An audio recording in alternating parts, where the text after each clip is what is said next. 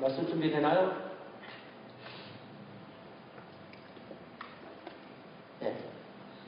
시작. 사랑을 추구하며 신령한 것들을 사모하되 특별히 예언을 하려고 하라.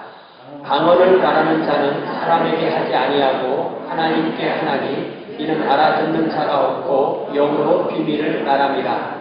그러나 예언하는 자는 사람에게 말하여 덕을 세우며 권면하며 위로하는 것이요 방언을 말하는 자는 자기의 덕을 세우고 예언하는 자는 교회의 덕을 세우나니 나는 너희가 다 방언 말하기를 원하나 특별히 예언하기를 원하노라. 만일 방언을 말하는 자만 못하니라. 6절. 그런즉 형제들아 내가 너희에게 나아가서 방언으로 말하고 계시나 지식이나 예언이나 가르치는 것으로 말하지 아니하면 너희에게 무엇이 유익하리요.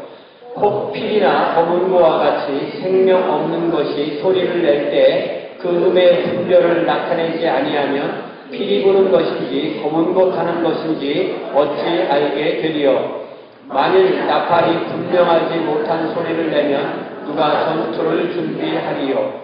이와 같이 너희도 혀로서 알아듣기 쉬운 말을 하지 아니하면 그 말하는 것을 어찌 알리요. 이는 허공에다 말하는 것이라. 이같이 세상에 소리의 종류가 많으나 뜻없는 소리는 없나니 그러므로 내가 그 소리의 뜻을 알지 못하면 내가 말하는 자에게 외국인이 되고 말하는 자도 내게 외국인이 되리니 그러므로 너희도 영적인 것을 사모하는 자인즉 교회의 덕을 세우기 위하여 그것이 풍성하기를 구하라. 아멘. 자리에 앉으시기 바랍니다.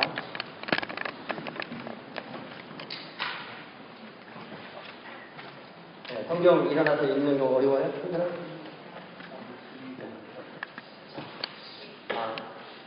하나님은, 삼위일체 하나님은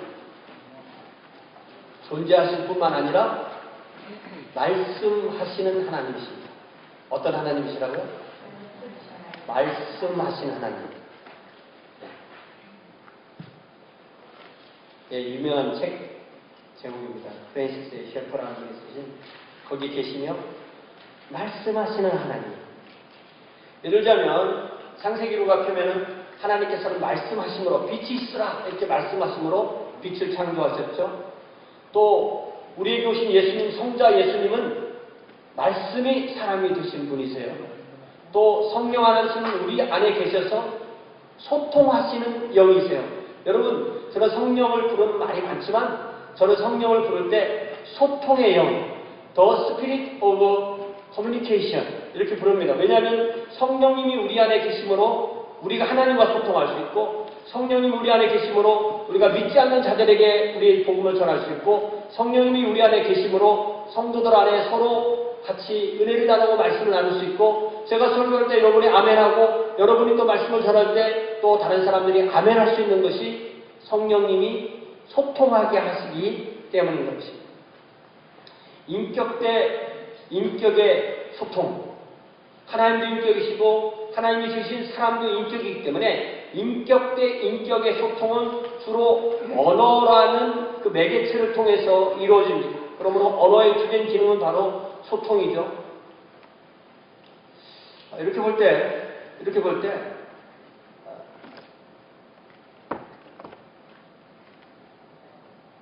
하나님이 우리에게 뭔가 하실 말씀이 있다는 거예요.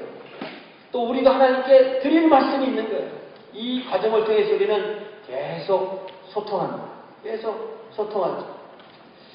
그래서 사도 바울은 이 고린도 교회에 편지를 보내면서 그들에게 언어, 왜냐면 이 고린도라는 도시가 이 언어가 발달한 도시였거든요. 언어, 또 지식, 지혜, 또 예언 이런 은사에 대해서 많이 거론합니다.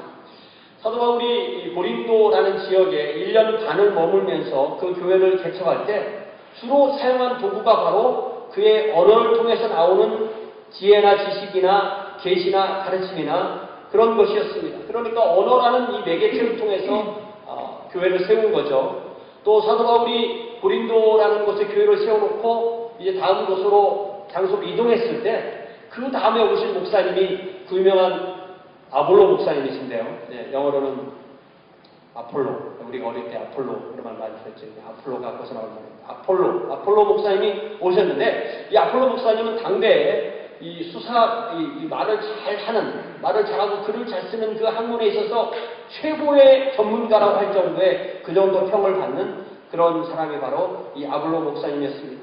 이렇게 고린도 교회는 특별히 지식과 지혜가 풍부한 그런 도시였고, 그랬는데 지식과 지혜가 풍부하게 했는데 그 풍부한 지식과 지혜를 가지고 공동체에 덕을 주는 것이 아니라 자기 자랑하기에 급급했어요. 자기를 자랑하고, 그러다 보니까 또 은사가 부족한 사람들은 기가 죽고, 또 잘난 사람들끼리 또 당을 짓고, 나는 어떤 목사의 말씀을 좋아해, 나는 어떤 사도의 말씀을 좋아해, 이렇게 당을 짓고 또 분열하고 교회로 모이지 않는 것이 더 좋을 정도의 상황까지 가게 되었던 것입니다. 하나님은 고린도 교회의 각 구성원에게 여러 가지 은사를 골고루 나누어 주시고 그 은사에 따른 직분에 따른 사역을 하도록 하셨는데, 고린도 교회는 그것을 원활하게 하지 못했다는 거예요. 특별히 그들이 받은 그 은사가 바로 지혜의 은사, 지식의 은사, 특별히 오늘 본문에서 강조하고 있는 예언의 은사가 있습니다. 여러분, 예언이라는 말을 들으면 무슨 생각이 났어요? 예언. 그 사람 예언의 은사가 있어. 그러면 우리는 주로 생각하기를 미래의 일을 잘 맞추는 그런 것을 예언이라고 생각해요. 여러분, 미래의 일을 기가 막히게 맞추면요, 한 불과 몇 달 안에 세계 최고의 부자가 될 수 있습니다. 물건을, 주식 같은 걸 사가지고 계속 자기가 그 미래를 맞출 수 있다면 부자 되는 거죠. 그러니까 그런 미래의 일을 맞추는 예언은 성경에도 별로 없고 일상생활에 별로 없어요. 그런 은사는 사실은 거의 없습니다. 그런 걸 생각하지 마세요. 예언이라는 뭐냐면 구약성경이나 신약성경이나 예언의 은사라는 것은 하나님께서 주신 말씀의 기준으로 볼 때 자신과 공동체가 하나님의 기준에 바르게 살지 못할 때 그들을 권면하고 그들의 죄를 지적하고 그들이 죄를 회개하지 않으면 여러분이 이렇게 멸망할 것이고 여러분이 그 죄를 회개하면 하나님께서 이렇게 은혜를 베푸실 것인가라고 그 미래의 일을 말해주는 그 기능을 예언이라고 합니다. 이것이 구약성경이 말하는 예언입니다. 신약성경과 마찬가지고요. 그렇기 때문에 오늘 우리가 읽은 이 본문의 그 3절에서도 뭐라고 말하냐면 사도 바울은 예언의 은사를 가진 이가 할 수 있는 것은 이 말을 통하여 상대방을 덕을 세우고 공동체에 덕을 세우는 공동체를 힘을 북돋아주고 또 그들에게 권면하고 또 그들에게 위로하는 것이 바로 예언의 은사라고 그렇게 말했습니다. 또 6절에 보면은 예언이라는 것을 계시와 지식과 가르침과 한 묶음으로 말해서 이 예언의 기능과 계시의 기능과 지식의 기능과 가르침의 기능이 같은 기능이라는 것을 분명하게 말했습니다. 그렇기 때문에 말씀이신 하나님은 고린도 교회라는 성도의 공동체에 예언의 은사를 풍부하게 주셔서 그 공동체가 그 은사를 활용함으로 하나님이 원하시는 모습으로 성숙하게 자라나도록 이끄시는 것이 하나님이 공동체에게 예언의 은사를 주신 목적이 되는 것입니다. 이런 은사와 그 은사로 받은 직분과 그 받은 직분대로 사역을 함으로 그것이 잘 활용하게 될 때 우리 교회에 하나님의 말씀이 풍부하고 하나님이 원하시는 모습으로 우리 교회가 성숙하게 가는 그 과정을 겪게 되는 것입니다. 그래서 사도 바울은 이 고린도 교회에 특별히 은사가 풍성한데 예언의 은사가 풍성하기를 원한다는 것처럼 저도 이 말씀을 연구하고 준비하면서 우리 교회가 다른 많은 은사도 풍부하지만 특별히 예언의 은사가 풍부해서 예언의 은사가 풍성해서 우리 모든 구성원 한 사람 한 사람 사이에 하나님의 말씀이 풍성하게 활동함으로 저와 여러분이 하나님의 은혜 안에서 하나님이 원하시는 그런 각 개인 또한 그런 공동체가 될 수 있기를 주님의 이름으로 부탁을 드립니다. 그래서 오늘은 고린도전서 14장 1절부터 12절 말씀을 중심으로 예언의 은사. 그러니까 오늘 설교 제목이 뭐라고요? 예언의 은사. 그러니까 예언의 은사라고 해서 미래를 알아맞히는 그런 은사가 아니고 하나님 말씀을 잘 이해하고 서로 나누는 은사다. 이렇게 일단은 이해를 하시면 되겠습니다. 그래서 1절에 보니까 사도 바울은 고린도전서 12장에서 특별히 이제 13장이 사랑장이고요. 12장에서 무엇을 얘기하냐면 은사에 따른 직분, 또 직분에 따른 사역. 어떻게 된다고요? 은사, 직분, 사역. 무엇을 잘하는 은사가 있으면 그에 맞는 직책을 얻고 그 직책에 맞는 일을 하는. 그러니까 만약에 어카운팅을 잘하는 은사가 있으면 어카운팅하는 직책을 받고 어카운팅하는 일을 하는 거예요. 그런 식인 겁니다. 가르치는 은사가 있으면 가르치는 직책을 받고 가르치는 일을 하는. 그것에 대해서 12장에서 말을 하고 이제 13장에서는 사랑과 은사의 관계에 대해서 말씀해 주시죠. 제가 지난주일에 말씀을 전한 대로 사도 바울은 모든 은사가, 우리에게 주어진 모든 은사가, 어떤 계기의 은사가 적절히 그 일을 하기 위해서는 그 뒤에 반드시 무엇이 있어야 된다고요? 사랑이 있어야만 한다.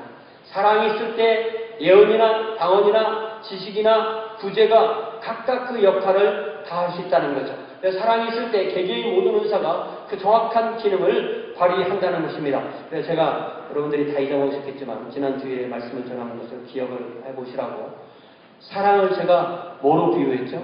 사랑을 우리 인체의 세포 안에 일어나는 효소라고 했죠. 그죠? 효소가 있을 때 생화학 반응이 일어나듯이 하나님 주신 은사가 일을 하려면 그것이 반드시 있어야 되는 것이 바로 하나님의 사랑이다 표현하죠. 이걸 잘 또 맞춰놓은 사람이네. 제가 설교를 열심히 해야 돼요. 그래서 이 14장 1절에 사랑을 추구하라. 근데 영어 번역을 보면 follow the way of love, 사랑의 방식을 따라라 이런 말이죠. 사랑의 방식을 따르라. 무슨 말이냐면 모든 것이 제 역할을 하려면, 예언이 제 역할을 하려면 그 예언을 싣고 가는 베이클이 사랑이어야 된다는 거죠. 네.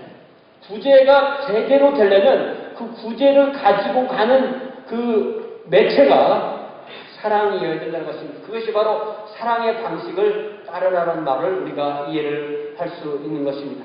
그러므로 우리는 다시 한번 우리가 하는 모든 것이 사랑으로 하는 거냐. 네. 예를 들면 내가 누구에게 식사 한 끼를 대접한다. 식사 한 끼를 대접하면서 사랑으로 하겠어요? 미움으로 하겠어요? 그걸 미움으로 할 수도 있나요? 미운 놈 또 하나 더 주라고? 어쨌든 이게 뭘 해도 거기에 사랑으로 할 때 그게 월킹을 한다는 것입니다. 그렇지 않으면 우리는 뭔가를 한다고 했는데 그것이 오히려 역효과를 낼 수가 있다는 것입니다. 사랑의 방식으로 한다는 전제하에 우리 각자는 이제 자신에게 하나님이 어떤 영적 은사를 주실지 그 영적인 은사를 사모해야 됩니다. 왜 그럴까요? 하나님 그냥 주시면 되지 왜 사모하라고 했어요? 사모하는 자에게 주시며 성령의 은사를 주시옵소서. 주시며 또 있는 사람은 더 받아 누리고 없는 사람은 가진 것도 못하기 때문에 사모하는 자에게 우리 주님께서 은사를 주실 줄 믿습니다. 그래서 은사는 마치 일반 삶으로 비교하면 자본 같은 거고요, 또 시간 같은 거고요, 또 건강 같은 그런 일종의 자기에게 주어진 가능성입니다. 예를 들면 자본이 있는 사람이 사업을 하면 자본이 없는 사람보다 유리한가요? 시간이 많은 사람이 공부하면 시간이 쫓기는 사람보다 유리한가요? 유리할 수 있는 거죠. 또 건강이 좋은 사람이 무엇을 하면 건강이 나쁜 사람보다 유리할 수가 있는 거죠. 마찬가지로 은사도 우리가 많은 은사를 가지고 있는 사람은 더 많이 공동체를 섬길 수 있는 가능성을 갖게 되는 것입니다.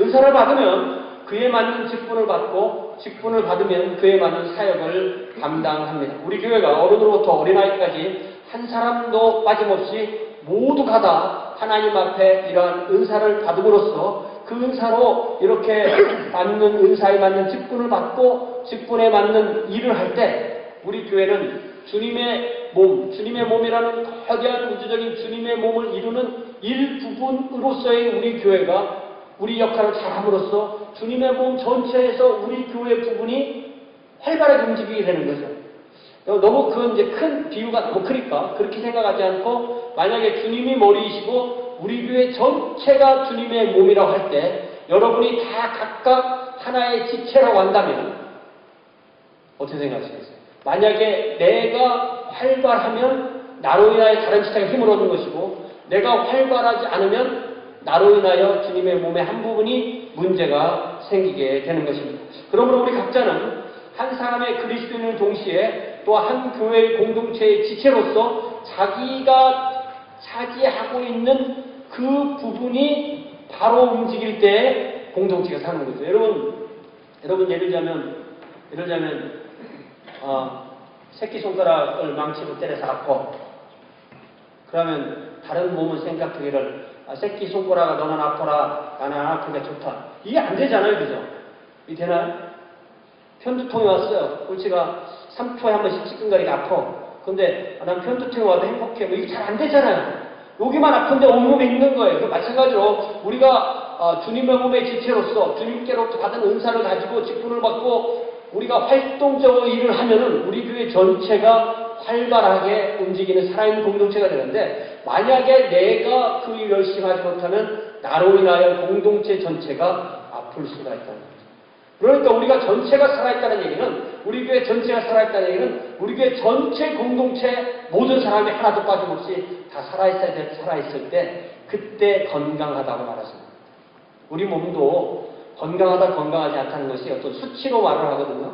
그렇기 때문에 완벽하게 건강하기 어렵다 할지라도 어느 정도 이상의 건강을 유지하는 것 이것이 바로 받은 은사대로 활동을 할 때 그것이 이루어지게 되는 것입니다. 그리고 그 모든 은사를 활성화하는 것은 바로 사랑이다. 다시 한번 강조할 수 있죠. 그런데 사도 바울은 이미 이 14장에서 무엇을 강조하기로 하냐면은 모두가 다 많은 은사로 풍성해지지만 특별히 14절 1절에 뭘 하라고 하나? 특별히 예언의 은사를 풍성히 가지려 하라. 그러니까 사도 바울이 나는 예언의 은사가 있는데 여러분은 없어도 됩니다. 또 고린도 교회에 담임 목사님은 예언의 은사가 있어도 되지만 나머지 사람들은 없어도 된다. 이런 게 아닌 거예요. 예언의 은사는 나뿐만 아니라 모든 성도들이 목사님뿐만 아니라 모든 성도들이 다 같이 풍성하게 되기를 추구하시고 기도하십시오. 그러니까 말씀을 깨닫고 그 말씀을 서로 나누는 그 능력은 우리 구성원 전체가 다 가지고 있어야 되지 말씀은 목사님 같으니까 목사님만 하면 돼 나는 몰라도 이게 아니라는 거예요. 모든 구성원이 예언의 은사를 사모하라 이렇게 말씀하십니다.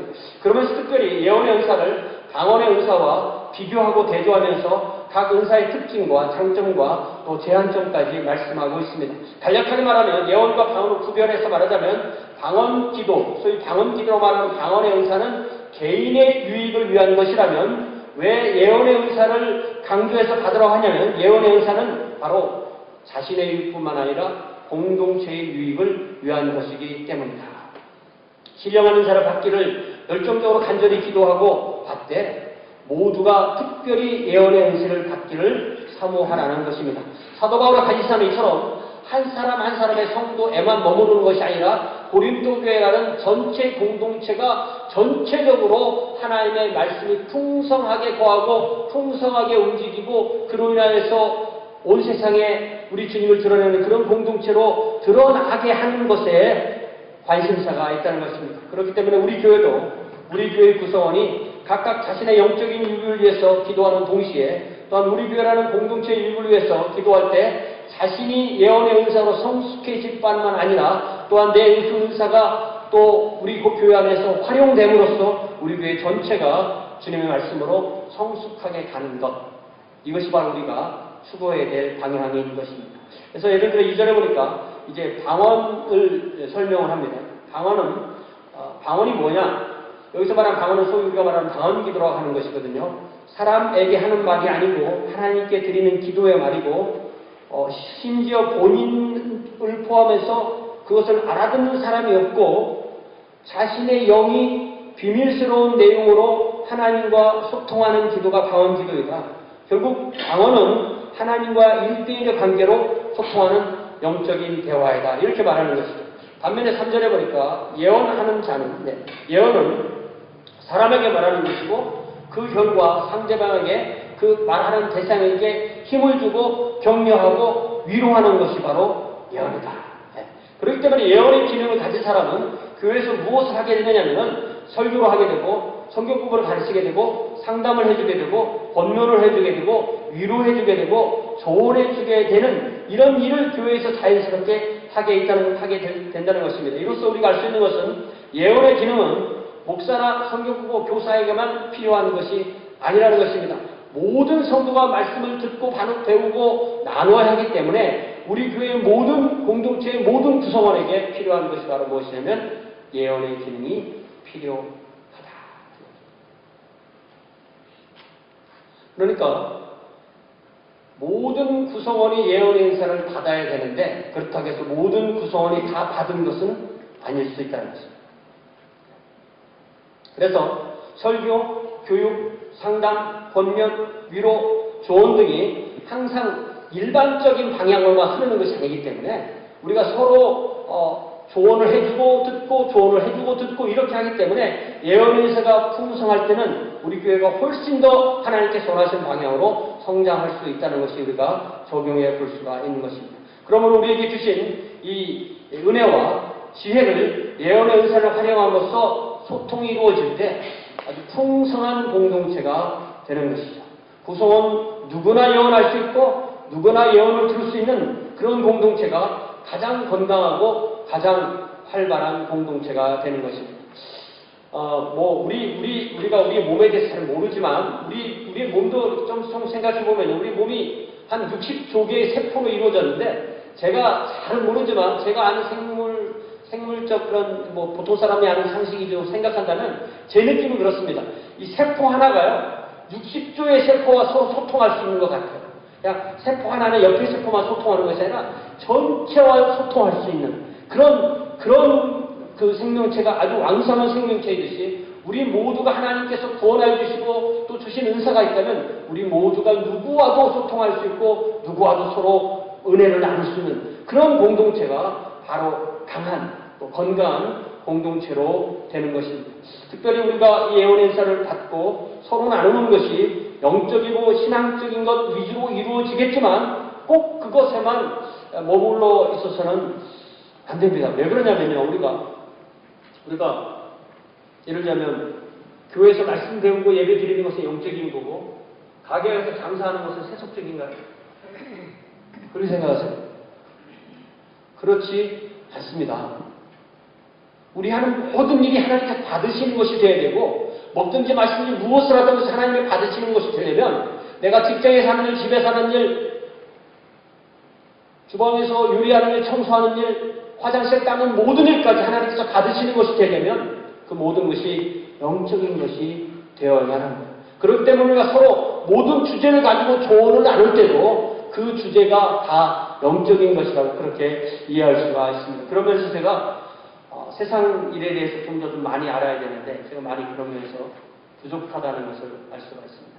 물론 우리가 하나님의 왕국과 그의 일에서 산다는 것은 우리의 삶 전체가 하나님의 계획과 목적과 섭리 안에 있어야 되기 때문에 우리 성도의 모든 대화, 성도가 나누는 대화는 그런 면에서 소통이 이루어지고 또 그 안에서 성령의 주신 지혜를 나누기 때문에 그 안에는 무슨 기능이 있어요?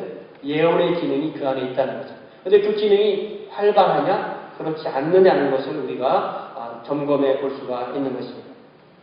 또 다시 4절에서는 방언은 자신의 덕을 세우고 예언은 교회의 덕을 세운다. 이렇게 구별해서 말해주고 있습니다. 이제 5절에서는 자신이 어떻다라는 걸 말합니다. 사도 바울이 나는 여러분이 다 방언하기를 원하지만 특별히 예언하기를 원한다. 방언을 말하는 자가 통역하여 교회의 덕을 세우지 않으면 예언하는 자만도 못하다. 사도 바울은 고린도 교회 구성원 하나도 빠짐없이 모두 방언의 은사를 받아서 하나님께 기도하는 동시에 모두 다 예언의 은사를 받아서 활용하는 것을 적극 격려하고 있습니다. 그러나 만일 둘 중에 하나를 선택해서 받아야 된다면 방언보다는 예언을 받아서 하려고 하는 것이 낫다. 그 근거는 방언은 자신을 위한 것이고 예언은 교회를 위한 것이라는 점에 있습니다. 이처럼 사도 바울의 관심사는 좀 더 그 개인이 그 교회 공동체를 강하게 일으켜 세울 수 있는 역할을 하는 것에 관심사가 있습니다. 그런 면에서 방언도 만일 인간이 알아들을 수 있는 언어로 통역하는 은사를 받는다면 예언과 동일한 기능을 할 것이라고 그렇게 말씀하고 있습니다. 결국 주안점은 인간의 언어로 소통하여서 교회 구성원 각자에게 영적인 유익을 줄 수 있느냐. 그런 면에서 우리가 교회에 와서 또한 교회를 떠나서도 되어질 우리의 모든 언어 행위가 하나님의 말씀과 하나님의 은혜가 흐르는 그러한 방도가 되어야만 되는 것입니다. 그래서 6절에 보니까 이제 사도 바울은 6절부터 자신의 사역과 또한 나머지 일상에서의 예를 들어주면서 왜 방언보다는 예언의 은사가 중요한지에 대해서 예를 들어주면서 첫 번째 6절에서 예를 든 것은 자신이 고린도에 머물면서 그들과 함께 주의를 하던 것을 상기시켜 줍니다. 그가 그들과 함께 주님을 섬길 때 자신이 사용한 것은 주님께 받은 계시를 전한 것이고 주님께 받은 지식을 전한 것이고 주님께 받은 예언을 전한 것이고 주님께 받은 말씀을 가르치는 것이었지 가서 내가 여러분 앞에 모아놓고 여러분 앞에 하원기도만 하고 있지는 않았다. 라는 그런 신뢰를 듭니다. 계시나 지식이나 예언이나 가르침은 모두 고린도 구성원이 알아들을 수 있는 언어, 당대의 보통 사람이 알아들을 수 있는 통속 헬라어를 통해서 그들에게 전달되었던 것입니다. 그런 면에서 이 교회에서의 정확하고 분명한 언어의 사용이 특별히 성경을 전달할 때, 하나님의 말씀을 전달할 때 얼마나 강조되는지를 다시 한번 알 수가 있습니다. 이 7절에 보니까 예를 들어주는 거죠. 예를 들어주는데 이게 번역마다 조금 다르게 돼요. 우리 개혁 번역은, 우리 개혁 개정은 그 소리가 피리 소리인지 현악기 소리인지 어떻게 아느냐 이 말인데 영어 번역을 잘 읽어보면 그 음정이 맞는지 안 맞는지 음정이 맞아야 되지 않느냐 이렇게 번역을 하는 것 같아요. 그래서 이 플루트 같은 관악기나 하프 같은 현악기는 각자의 고유한 음색이 있고 또 각 노래를 연주할 때 그 악보에 의해서 음정도 맞아야 되고 박자도 맞아야 되고 강약도 맞아야 되고 빠르기도 맞아야 되는 그런 연주 방법이 있습니다. 또 중요한 것은 자기는 잘한다고 막 엄청 크게 하는데 주변 사람들이 듣기에 그건 소음이다 이렇게 하면 또 음악이라고 할 수가 없죠. 음악의 기능을 정확하게 하기 위해서는 정확한 소통이 이루어져야 된다는 거죠. 악기도 그렇다는 거죠. 특별히 우리가 노래를 부를 때는 이게 인간의 노래는 가사가 있어요, 가사. 아무리 기계가 좋아도, 아무리 동물이 소리를 잘 내도 가사를 말할 수는 없습니다. 이런 면에서 우리가 예배 시간에 주일에 오면은 찬양 부르고, 예배 중에 찬양 부르고, 끝날 때 찬양 부르니 찬양이 얼마나 하나님께 큰 영광을 부르고, 왜냐하면 그 찬양에는 가사가 있잖아요. 그죠? 또 우리 성가대가 찬양하고, 햇세대가 찬양하고, 또 헌금세를 특송하고, 이런 찬양을 통해서 우리가 이 소통, 우리의 영에 소통하는 것을 깨닫게 되는 것입니다.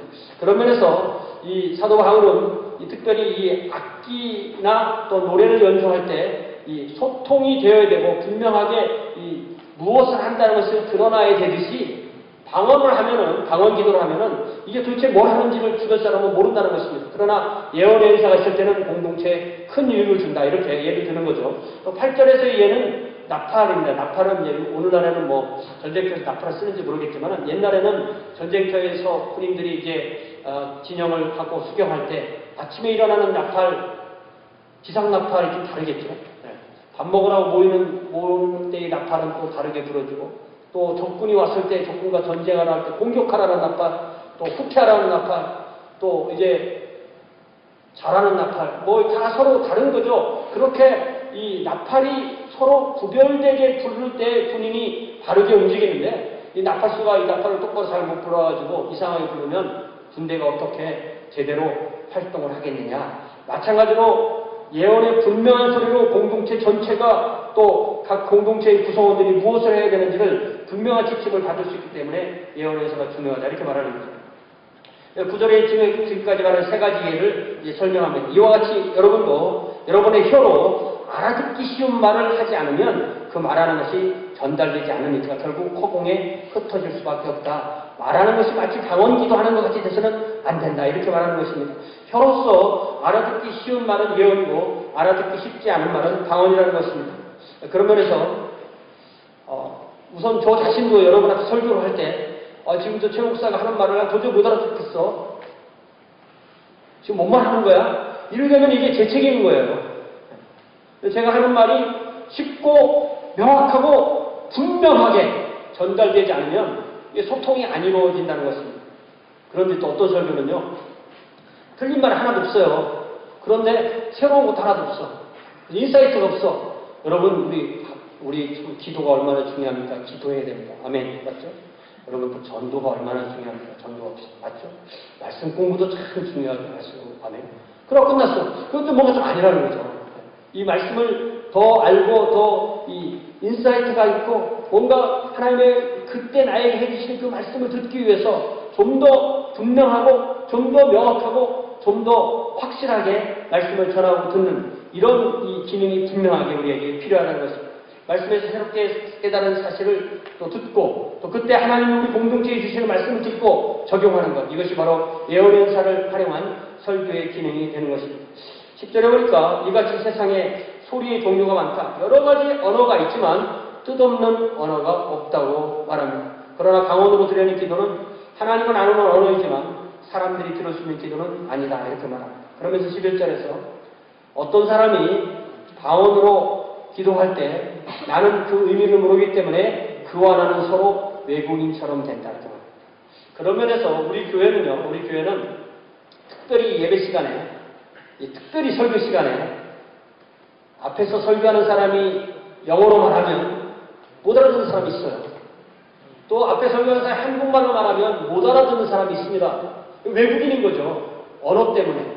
반드시 이 설교에서는 통역할 수 있는 통역자가 준비되어야 되는 것입니다. 그러면서 우리 교회에서 이 통역으로 봉사하시는 분들이 얼마나 큰 수고를 하는지를 알고 또 늘 감사하는 마음을 가져야 되겠어요. 또 우리 통역기가 늘 풍부하게 준비가 되어 있고 또 통역기 상태가 늘 좋아서 이 외국어로 인해서 소통이 이루어지지 않는 그런 일이 없도록 이 설교와 이 모든 것이 잘 흐르도록 그렇게 돼야 되는데, 제가 고민이 좀 하나 있는데 그 고민이 뭐냐면 우리 교회가 잘 통역을 해주는데 기도는 통역을 안 해주죠.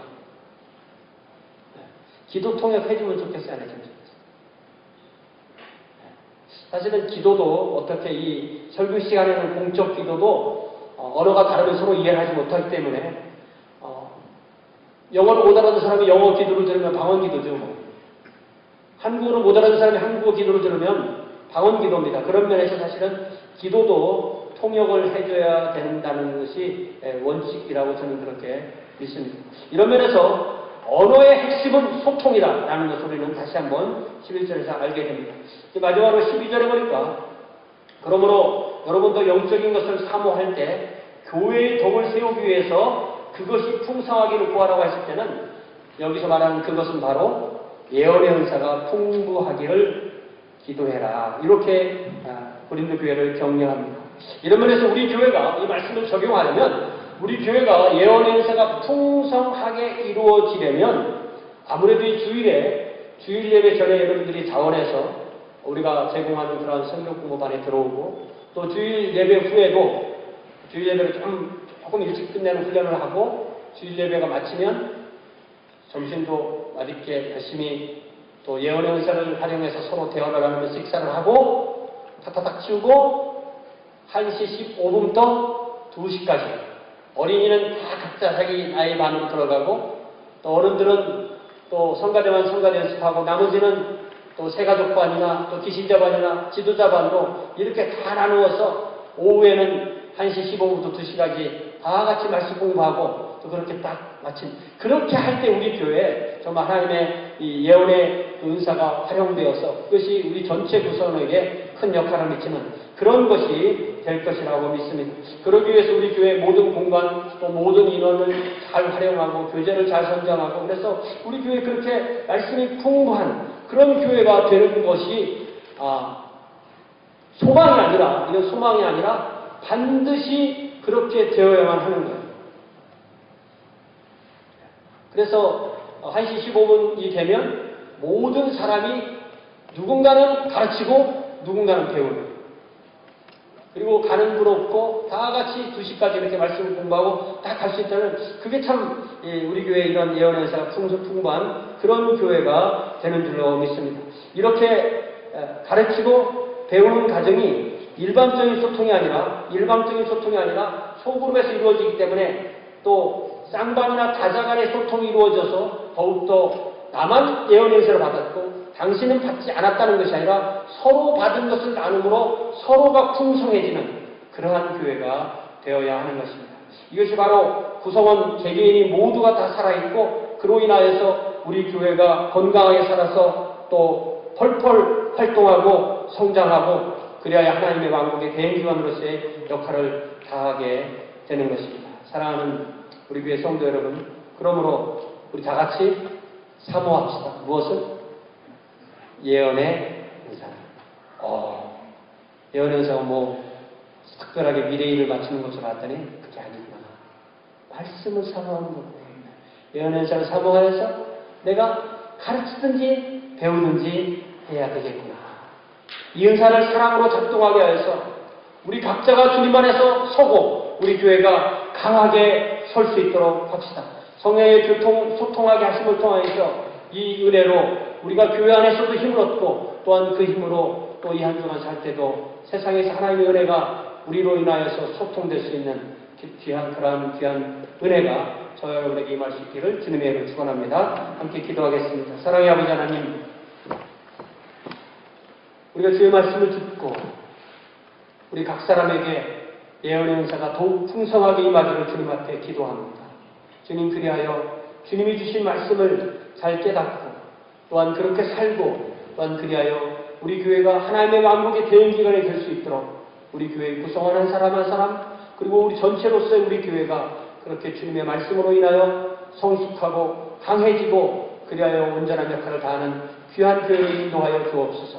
주님, 특별히 우리 교회가 주일 오전과 주일 오후를 잘 활용하여서 또한 말씀을 공부하는 그러한 귀한 교회가 될 수 있도록 주여 인도하여 주시옵소서. 예수님의 이름으로 기도하옵나이다. 아멘. 다 같이